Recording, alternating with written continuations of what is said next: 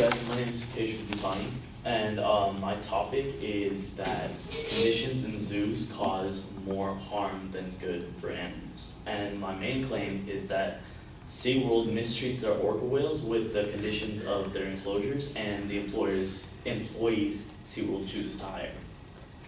I'm going to show that through, one, the conditions at SeaWorld are harmful for the orca population in their parks.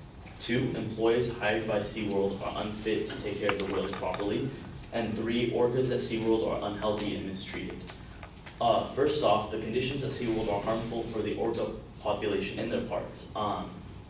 Orcas in captivity have a shorter lifespan than orcas in the wild. Stephen Jacobs, a researcher at the Center for Whale Research, states that researchers have determined an average life expectancy for wild killer whales are about 30 years for males, 50 and 50 for females. Despite those facts, which are commonly accepted within the scientific community, marine park officials still declare publicly that orcas do not live much longer than 20 years. He also goes on to say that they say that they live for about 20 years, but the whales in SeaWorld actually die in about 9. And SeaWorld was cited by the USDA that the concrete enclosures are bad for the health and violates the Animal Welfare Act.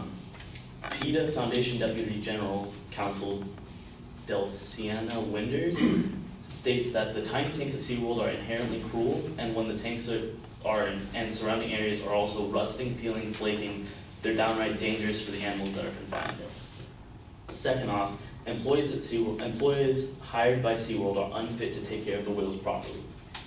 In 1965, when the whales at SeaWorld were starting to be captured, the employees hired by SeaWorld and another marine park there were 3 professionals who have done that act before, and the rest were about college students our age. Most of the whales that they tried to capture were killed. If they had a motto, if not caught, slaughtered, and their remains had floated up back onto the surface of the water later that year. And second, trainers are not professionals. Trainers do not have to have degrees. They don't need to be professional biologists. They're just taught how to perform and taught how to feed the animal they're taking care of. Thirdly, orcas at SeaWorld are unhealthy and mistreated.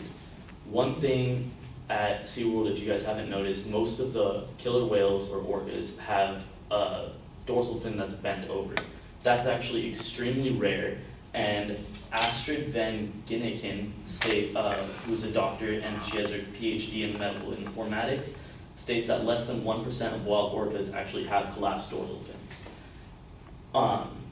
Secondly, many of the animals have injuries from fighting with one another because of their enclosures are so small. They get a lot of contact with each other, and they're very territorial animals, so they end up fighting a lot.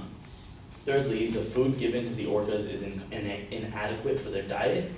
Astrid Van Ginneken also states that by visually inspecting the fish, I can tell you they look wrinkly and you are shoveling a mess from a bucket that has been frozen, and that they are less firm than actual fish would be in the wild.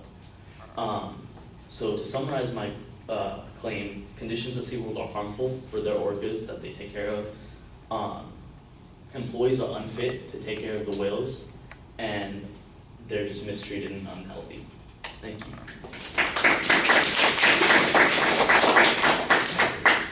This is mine. All right.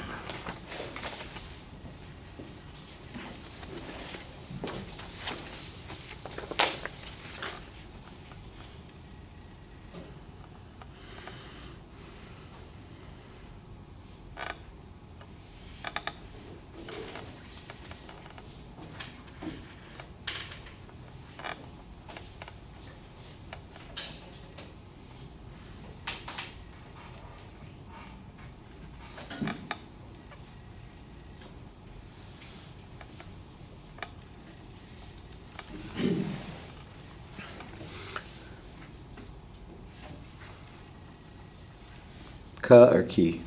K. K. I picked it wrong. Keshav, right? Keshav, yeah. Keshav. All right. Keshav, the propositions identified, but only after you have another proposition that you start with. The thing about zoos has got nothing to do with your speech. Your speech is all about SeaWorld and the orcas. So get rid of that. That's not part of the argument.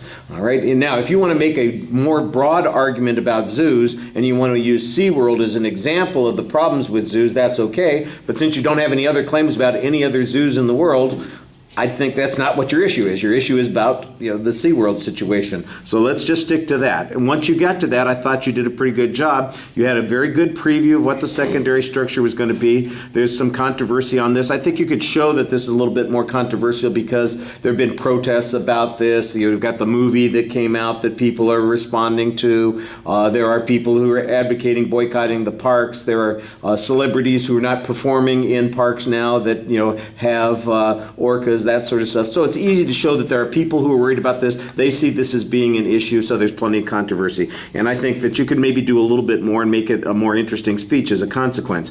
The individual points, you signposted them pretty clearly in the body of the speech. I thought that was fine.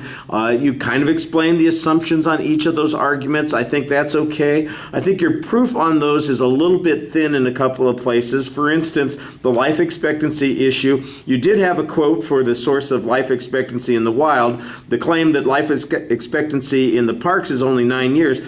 I don't know where that came from. I don't know why you believe that's true. I need to have a source citation on that. That's one of those things that in essence, you're saying that they live for 30 years in the wild, but they only, which we'd get some information on, and you've got a source that says that, but they only live for 9 years in captivity. Well, who says? How do we know that? Where did that come from?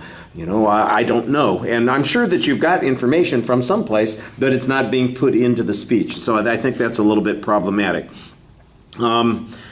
There's some factual data about the conditions of the pens that they're kept in. You mentioned, that the concrete one, they got cited for something. Well, since there are multiple parks with multiple pens like this, the fact that there was one citation about it not being safe for the whales, I'm not exactly sure is a demonstration that this is a consistent problem. I think that it's an indication that there was certainly a problem there. If we had any information to believe that it was a continuing problem that hadn't been addressed, I think you need to build that up a little bit more.